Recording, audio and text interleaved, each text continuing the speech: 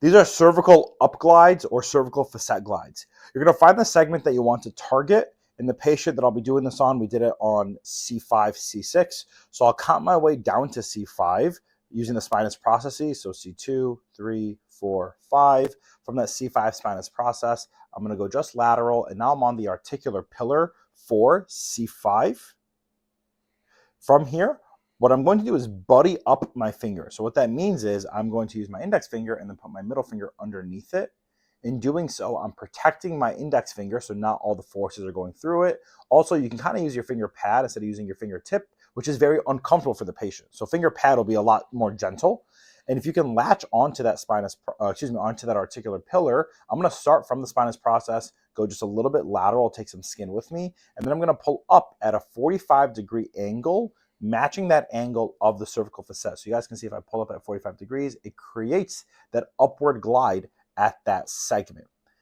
In order to stop the whole spine from rotating, I'm just going to use my opposite hand and kind of block my patient's face. And that way, as I do that up glide, you're essentially getting a little bit of a generalized glide from blocking their face. If you want to be a bit more specific, you're going to buddy up your fingers on your opposite hand. On the contralateral side, I'm just going to block one segment underneath on the articular pillar.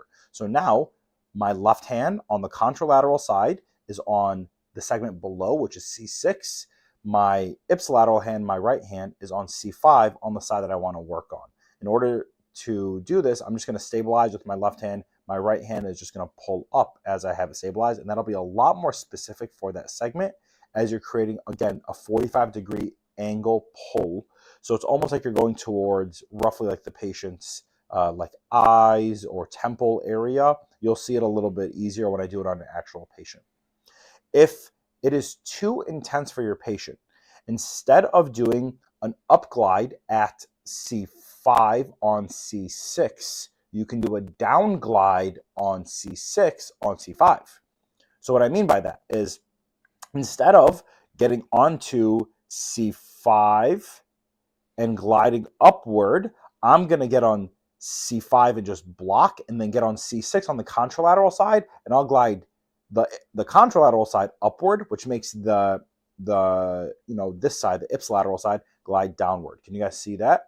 So that downward glide of C6 on C5 is the same thing as an upward glide of C5 on C6. All right, cervical up glide. So we're working on my patient's right-hand side. I'm going to be gliding C5 on C6. So I can rotate him a little bit just to kind of show you guys where my hand's going to end up, but I'm going to count my way down to C5.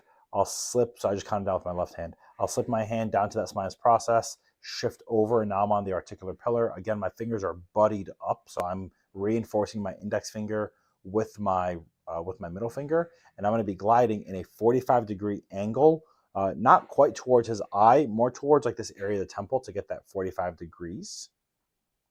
Now you guys can see my wrist is a little bit into ulnar deviation, so I'm just going to lower that table a little bit just to get a little bit better line of pull. My forearm and my hand should be pulling in that same direction.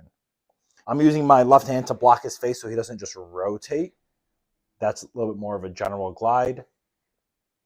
In order to be a bit more specific, at C5, I'm going to use my opposite hand on the contralateral side at C6. I'll block C6. Again, my fingers are buddied up on the left side of C6. Fingers are buddied up on the right side at C5. And now it's a lot more specific, and it should be more of an intense way of working on C5 upward glide at C6. Feels okay, Aaron? Feels good.